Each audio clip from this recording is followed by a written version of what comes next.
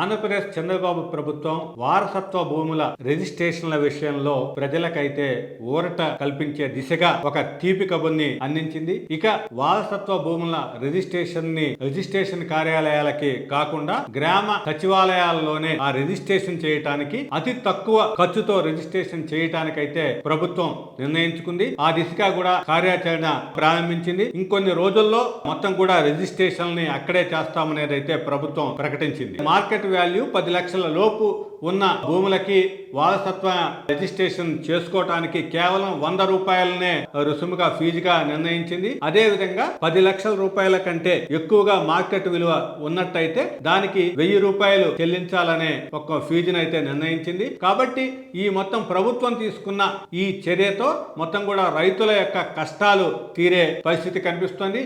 ఇటీవల ఒక ఏడాది కాలంగా 50,000 ఫిర్యాదులు వచ్చిన నేపథ్యంలో ఇక్కడ ప్రభుత్వం అయితే ఈ తీపి కబుర్ని రైతులకి అందించడం జరిగింది.